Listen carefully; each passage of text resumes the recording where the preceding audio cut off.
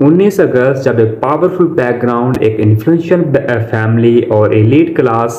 और multiple brands के director और मेट्रो कैपिटल प्राइवेट लिमिटेड की चीफ एग्जीक्यूटिव और जेएसडीएन पावर लिमिटेड की चीफ एग्जीक्यूटिव नताशा इकबाल, जो कि कराची का एक एरिया कार साज और वहाँ पे वो एक अपनी मर्सिडी कार के साथ ट्रैवल कर रही थी सर्विस रोड पे। ऑलमोस्ट अगर हम बात करें सर्विस रोड पे, according to the city administration आपको 30 टू 40 किलोमीटर पर आवर की स्पीड से ड्राइव करने की इजाज़त होती है। But ultimately I don't know कि why she was driving with 100 kilometre per hour, कि जब वो 100 किलोमीटर पर आवर की स्पीड से वहाँ पे ट्रैवल कर रही थी तो वो पीछे से अगर हम फुटेजेस को देखें तो 3 से 4 बाइक्स को वो अल्टीमेटली हिट करती हैं, जो कि अब भी सीवियर इंजर्ड हैं। So after hitting some 3 to 4 bikes, वो अपने आप को इस इंसिडेंट से प्रोटेक्ट करने के लिए, अपने आप को सेव करने के लिए मजीद स्पीड के साथ ड्राइव करते हैं। सो अल्टीमेटली वो दो मोटरसाइकिल सवार, जहाँ पे आमना आरफ जो कि 23 ईयर्स ओल्ड फाइनल ईयर के स्टूडेंट, वो अपने वालिद इमरान आरफ जो कि 60 ईयर्स ओल्ड के साथ ट्रैवल कर रही थी। तो वो एक मर्सिडी कार जब उनको हिट करती है तो वो उतनी एचटी के साथ जब हिट करती है तो वो अपनी ज़िंदगी तो ऑलमोस्ट वहाँ पे ही खो देते हैं। तो इनमें वहाँ पे वो उनकी ज़िंदगी बहुत अब ओवर हो चुकी। बट अगर हम बात करें,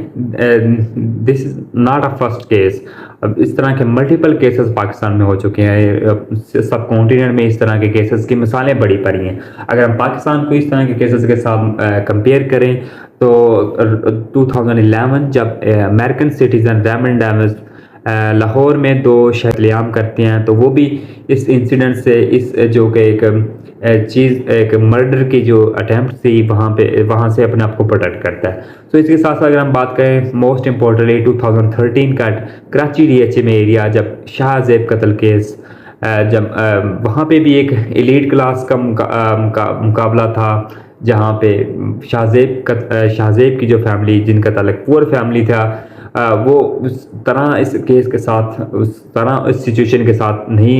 हैंडल कर सके। तो उस तरह फिर शार जतोई भी इस केस से बच निकले। फिर इसके साथ अगर हम बात करें 2022 में, जब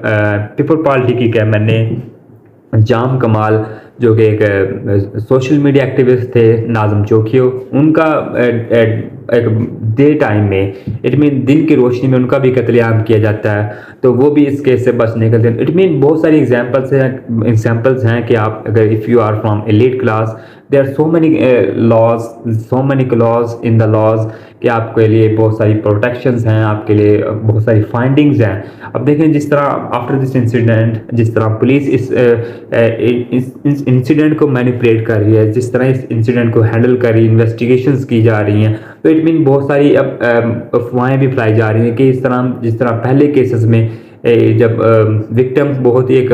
पुअर फैमिली से हो और एक्यूज़र अब एलीट क्लास से हो, तो इट मीन वहाँ पे इस तरह के रिजल्ट्स आपको मिलेंगे कि after this she may be out of jail. लेकिन अभी तक तो वो Natasha Iqbal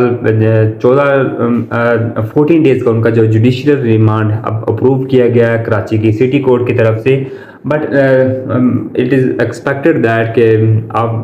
letter or sooner she will be out of jail and there will be no justice for Amna Arif and Imran Arif's family।